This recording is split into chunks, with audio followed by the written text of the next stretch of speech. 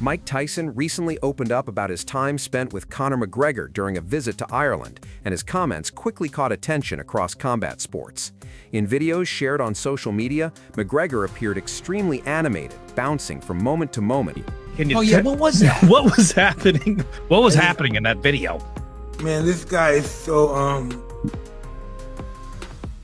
I want to say charismatic, but no, he's explosive, man. His energy is he's an incredible person, man. He's just, he's beautiful. I very rarely have I met people like him. It's too much energy. His energy in his eyebrows. There's just energy everywhere. What's the steak? It's like a fish, it's salmon with the bacon. That's how your new menu is at the start today, the Christmas menu. This is the hood. This is the hood. This is the hood. It's just awesome. He hosts. Meanwhile, Khabib Nurmagomedov has once again made headlines, this time by speaking out strongly against the UFC's recent approach to fighter contracts. The promotion recently decided not to re-sign an undefeated fighter who was coming off a lightning-fast knockout victory, a decision that surprised many fans and fighters alike. For Khabib, this wasn't just one questionable move, it was part of a growing pattern. Speaking at the World Sports Summit in Dubai, Khabib expressed frustration with what he sees as a shift away from fairness and merit. He pointed out that several fighters with strong records and clear upward momentum have seen their contracts expire without renewal. All Nurmagomedov, they jump to the UFC and they take over, you know. And last couple years, they changed a little bit politics, and I don't like this, to be honest. Like I say, this is sport. It's have to be fair. They cut so many fighters. They have they don't even lose in UFC. They just finish contract. They don't give him new contract. Honestly, somebody have to talk about this. This is what I don't like. Because I remember myself 2012 when just they signed me. They told me, my friend, your name it's very hard to say your name. You need a nickname. I'm like, what? I have my name. Why I need nickname? And I asked my manager, what is this nickname? What do you mean, nickname? I have my name. No, because your name is very hard for them to say. Okay, I take Eagle because it's symbol of Dagestan. But after 6 years, everybody knows my name. They need somebody who talking, who drinking, who show up, all this stuff. You understand? They want these kind of fighters. In end of the day, this is sport, best versus best. Not like best dancer or who have best haircut, fight or who have best followers. They like trash talking, they like entertainment. I understand.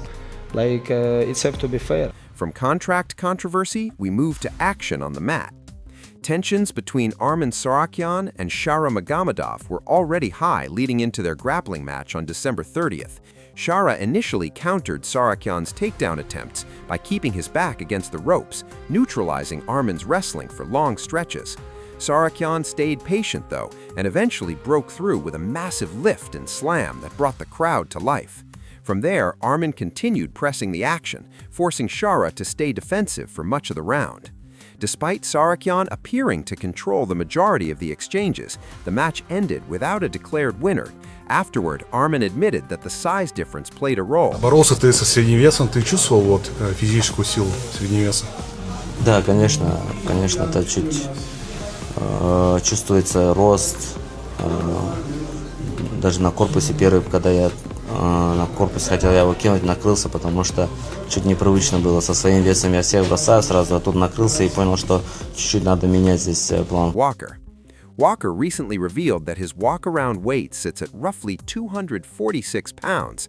That's heavier than many fighters currently competing at heavyweight, yet Walker still cuts down to make the light heavyweight limit. The revelation left fans stunned and reinforced the idea that Walker may be a natural heavyweight competing in a smaller division.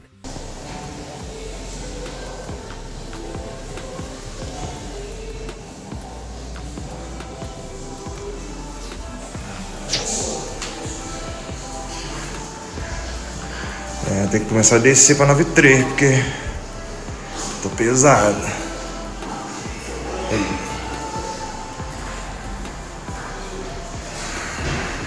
Peso pesado natural. Natural heavyweight. It was also confirmed that Walker will face Dominic Reyes at UFC 327 on April 11th in Miami. For Reyes, this fight represents a chance to bounce back after a tough knockout loss that halted his climb back toward title contention. For Walker, it's an opportunity to build on recent momentum after snapping a losing streak with a major upset victory in his last outing. That win was especially impressive, considering Walker entered the fight as a massive underdog and still managed to secure a second-round finish, silencing doubts and putting himself right back into the mix. At welterweight, plans have shifted for Carlos Prates. Despite openly calling for a title shot, Prates is now set to face Jack Della Maddalena at UFC 327. Multiple reports confirmed the matchup, and fans are already circling it as one of the most exciting striking battles on the card. With title implications potentially hanging in the balance, this is a fight neither man can afford to lose. Justin Gaethje also made waves this week with candid comments about UFC champion Ilia Topuria. Speaking in a recent interview, Gaethje admitted something rare for a fighter of his stature. He said the idea of facing Topuria genuinely scares him. But Gaethje was quick to clarify that fear isn't a weakness. And I guess you have Ilia in your mind for a while now. He's been the champ since June.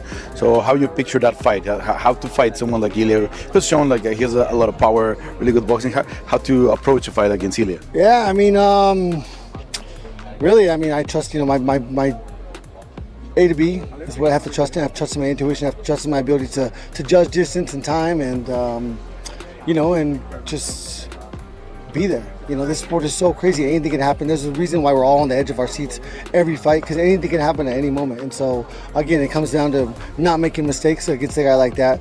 Not eating his right hand, not walking into his right hand. His left hook is his 2-3 is one of the best combinations I've seen in this sport. And so it's a beautiful challenge. And I love how scared. Merab Dvalishvili delivered one of the funniest moments on MMA social media this week. He posted a video showing himself getting submitted by Ilia Topuria's young son. Ahí, al suelo, vamos. Ahora, tírate encima, corre, finalízale. Eso, ahora. Vamos. Ya, ha ganado, bien, Huito. Venga, tómate tu té. Eso es. Muy bien. Mira. Bien. Aquí. Vámonos. The winner is Huguito, el leoncito, Topuria. Ha ganado. Muy bien. Levántate. Ahora te pongo el cinturón. Vámonos. Ahora estás a tope. Gracias todos, mi papá. Outside the cage, Holly Holm is preparing for another return to boxing. This weekend in Puerto Rico, Holm will challenge the reigning WBA lightweight champion as part of a major card headlined by Amanda Serrano. The bout marks her second appearance since she signed with Jake Paul's promotional company and continues her journey of competing at the highest level across multiple combat sports. Meanwhile, Aljamain Sterling has sparked conversation after sharing new training footage focused on boxing. The former UFC champion showed noticeable improvements in his striking and hinted that exploring boxing further could be part of his future.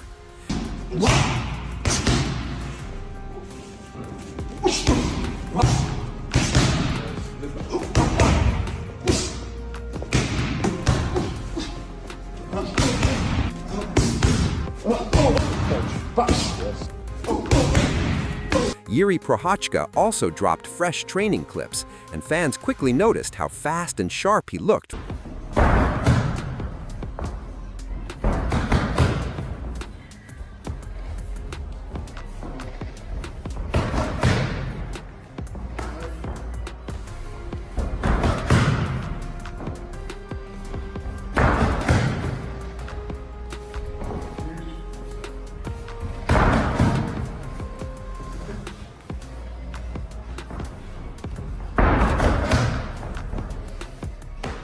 That's going to do it for today's MMA Roundup. If you enjoyed the video, make sure to like, subscribe,